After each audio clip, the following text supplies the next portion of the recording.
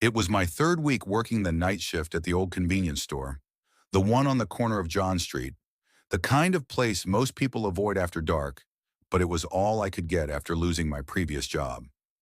The hours were long, the pay was barely enough to cover bills, but it was quiet, and that suited me just fine. The first few nights were uneventful. The store was empty most of the time, the occasional drunk stumbling in for beer, or someone grabbing a snack on their way home from a late shift. I'd just shuffle through the aisles, clean up the place, restock, and stare out the front windows into the dark, quiet street. The clock would crawl slowly, and I'd watch the minutes tick away, waiting for the sun to rise. Then one night I was sitting behind the counter, staring at the security monitor when I saw it, a figure standing just outside the door. It was close enough that I could see the outline of a person, but too dark to make out any details. I figured it was someone waiting for the bus or maybe a passerby, so I ignored it. But as the minutes ticked on, the figure didn't move. I glanced at the clock. Nearly 3 a.m., and there was still no sign of the bus, and no one else walking by. I tried to shake it off, but the unease in my stomach only grew. The figure remained there, standing perfectly still, not even the faintest motion of their chest to suggest they were breathing. I turned my attention back to the security camera, but when I looked back toward the window, the figure was gone. My heart raced, but I told myself it was just some tired hallucination. I was probably just seeing things. It wasn't until I went out to lock up that I noticed something unsettling. The door was still unlocked. I always locked it after every customer, but tonight it was ajar. I double-checked the locks and dismissed it as my own mistake, but the feeling stuck with me the rest of the night. I couldn't stop thinking about that figure outside. The next few nights, things only got worse. I started hearing footsteps in the aisles when no one was there. A slow, shuffling sound, like someone dragging their feet across the floor. I'd check the cameras, but nothing showed up. I would go down the aisles to investigate, but the store was always empty. I even asked my manager about it, but he just shrugged it off, said it was the building settling, that old stores made odd sounds. I wanted to believe that, I really did. Then one night, it got worse. I was alone behind the counter, flipping through a magazine, when I heard the sound of a bell. The store bell above the door, it was barely audible, but it was enough to pull me out of my daze. I stood up and glanced toward the door. Nothing. I checked the security monitor. Still no one outside. I went to the door and looked out into the empty street. The street lamp flickered once, and I saw a shadow moving across the parking lot just beyond the store's lot. I couldn't make out who or what it was, but it was moving, slowly, like it was waiting for something.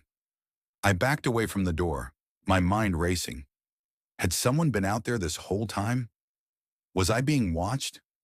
The sound of the bell rang again. This time it was louder, like someone had walked in. I grabbed the bat from under the counter, my palms slick with sweat, and slowly walked toward the back of the store. The aisle lights flickered, and I froze. There, at the end of the aisle, was a figure, a tall man standing perfectly still, facing away from me. His posture was stiff, like he had been there for hours. I opened my mouth to say something, anything, but no words came out. My hands gripped the bat so hard my knuckles were white. I took a step toward him, my legs shaking with every movement. Then he turned, and I saw his face. It was pale, pale like he hadn't seen sunlight in years. His eyes were wide open, too wide. No pupils, just empty sockets. His mouth stretched into a thin, unsettling smile. He didn't move. He just stood there, smiling at me. My blood ran cold. I felt the room closing in on me, my body frozen. I couldn't breathe, couldn't move. I wanted to run, but my legs wouldn't cooperate. I heard the bell again. This time it wasn't coming from the door. It was coming from behind me. I didn't think. I just turned and ran out of the store, leaving the door wide open behind me. I didn't stop until I was standing across the street, watching the store from a distance, my chest heaving with panic. I haven't returned since that night. I've tried to tell the other employees about my encounter, but I'm only met with laughs. So I hope whatever it was that haunted me that night doesn't stalk me again.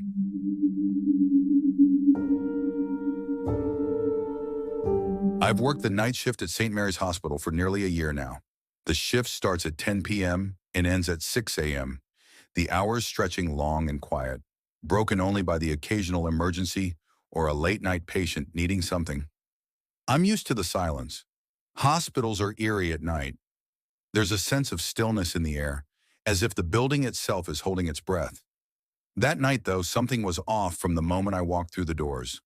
I grabbed my first round of patient charts and made my way to the West Wing. The usual sights, the dim flickering of fluorescent lights, the soft hum of the ventilators. Room 214 was my first stop. Mr. Henderson, an elderly man recovering from a fall, was always a bit of a handful, but tonight he was unusually quiet. I knocked on the door before entering, but the room was unnervingly still. I checked his vitals, took his temperature, and noticed that he hadn't moved a muscle since I had last seen him hours earlier. But then, as I was preparing to leave, I heard a voice, soft, almost imperceptible. "Help me!" I spun around, heart racing. Mr. Henderson was still in his bed, his eyes closed, his body motionless. The voice seemed to be coming from somewhere deeper in the room. I took a cautious step forward, my pulse quickening. "Mr. Henderson." The whispering stopped. I checked the window, the closets, even under the bed, but there was nothing. I chalked it up to fatigue and left the room, but the feeling of being watched didn't leave. Next was room 315. Mrs. Reynolds, an older woman with dementia, was usually docile, but tonight there was an energy in the room that felt off. Her bed was empty. I scanned the room in confusion. Her shoes were by the door and the blanket was tossed on the floor, but no sign of her. My stomach churned as I glanced at the window. The curtains were half drawn, casting long shadows across the room, and then I saw her. She was standing in front of the window, her frail body hunched over slightly, her face turned toward the glass. "Mrs. Reynolds?" I called out, my voice trembling slightly. She didn't respond. I walked closer, noticing that she wasn't even moving. The hair on the back of my neck stood up. I reached out and gently touched her shoulder. As soon as my fingers made contact, she spun around to face me, her eyes wide and vacant. Her mouth stretched into a grotesque, unnaturally wide grin, and her voice was a slow, raspy whisper. "You shouldn't have come." I stumbled back, my heart hammering in my chest. My mind screamed at me to run, but I was frozen. Before I could react, Mrs. Reynolds collapsed to the floor, her body falling limply. I stood there, paralyzed, unsure of what had just happened. She didn't move, didn't make a sound. I quickly bolted out of the room, but the whispers, those chilling words, echoed in my ears as I ran down the hallway. "He's waiting for you." The sound of my footsteps was muffled by the silence of the empty corridor, but the feeling of being watched was suffocating. I tried to push it aside, tried to ignore it, but it lingered like a dark cloud. I made my way to room 413, my last stop. The door was cracked open, and I felt an icy chill as I stepped inside. The room was dark, with only the soft glow of the hallway lights illuminating the bed. The figure lying there wasn't someone I recognized. A man, pale and still, with his eyes wide open, staring at the ceiling. I moved closer, unsure of what I was seeing. Suddenly his lips moved, twitching into a twisted smile. "You shouldn't have stayed." My stomach dropped. I could hear my own breath, ragged, shallow, cutting through the silence. Before I could react, the lights flickered. The air seemed to grow heavier. My pulse thundered in my ears. "He's waiting." I rushed out of the room, my legs carrying me down the hallway as fast as I could go. But the air around me felt thick. The shadows seemed to move, shifting and swirling like they had a life of their own. And then, footsteps.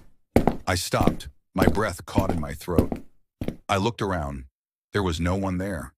But the footsteps grew louder, closer. I turned to run, but the door to the exit wouldn't open. It was as though the building itself was keeping me inside. My panic surged, my mind going blank. I tried the door again, but this time I felt it, a hand on my shoulder. I spun around and there, standing just a few feet behind me, was a figure. Tall, pale, with eyes black as coal. His smile was wide, stretching unnaturally across his face. "You shouldn't have stayed," he whispered, his voice low and cold. I screamed, my heart slamming against my ribcage, but no sound came out. I yanked on the door handle with all my strength, and it finally gave way, slamming open into the parking lot. I ran into the cold night, not stopping until I reached my car. I started my engine and sped off into the rainy night. Both of the patients in the hospital that night were found lying in their beds the following morning. As for the man that was in the hospital that night, nobody has seen him since, and days, weeks, and months have gone by without a bother. I hope that I was just in the wrong place at the wrong time, and it's nothing more than that.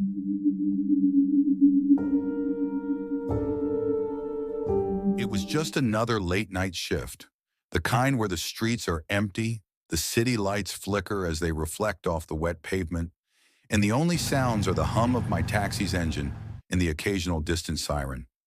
I've been a taxi driver for years, but something about tonight felt off. It started with the call. A woman, her voice cold and distant, asked me to pick her up on the outskirts of town, by the old cemetery. She didn't give an address, just a description of where she'd be standing, and that was strange enough.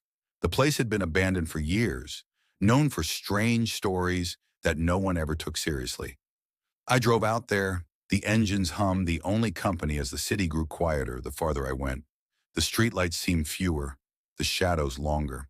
My headlights barely cut through the fog that had started to roll in from the fields.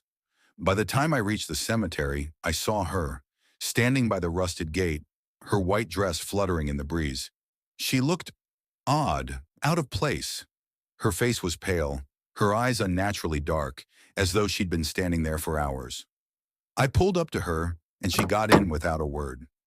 I couldn't make out much of her features in the dim light, except for her hollow eyes that seemed to pierce straight through me. It was unnerving, but I kept my cool. She gave me the same vague instructions. Drive. Don't stop. Don't look at me. A shiver ran down my spine, but I did as told. We drove in silence, my hands gripping the steering wheel tight. Every so often, I'd glance in the rearview mirror, catching glimpses of her in the back seat, her head tilted slightly like she was studying me. As we passed through dark alleys and empty roads, the air inside the cab grew colder. I could see my breath fogging up the windows, though the heater was on full blast. I had to fight the urge to turn around, but her instructions kept echoing in my mind. Don't look at me. The fog outside thickened, and the night felt like it was closing in. My eyes kept flicking to the rearview mirror against my better judgment. And then, just for a second, I saw it, her face. Her eyes were no longer hollow, but wide open, staring at me with a hunger I couldn't comprehend. A jolt of fear shot through me, and I snapped my gaze back to the road. But when I looked again, she was closer, now pressed against the window, her fingers scraping at the glass. I wanted to scream, to slam the brakes, but something kept me moving forward. Some strange force, an unseen hand, pushing me. Minutes, or was it hours? Later, we arrived at a small, abandoned house on the outskirts of town, its windows boarded up, a strange smell in the air. She got out without a word, but before she closed the door, she turned to me, her smile stretching unnaturally wide. "Thank you for the ride," she whispered, her voice like nails on a chalkboard. "You won't remember this." And then she was gone. The next morning, I went to check the taxi for any signs of a passenger, but to no avail. Everything seemed back to normal, like nothing had ever happened. I don't know what she was or who she was, but I do know one thing. I haven't driven a taxi since, and I never will again.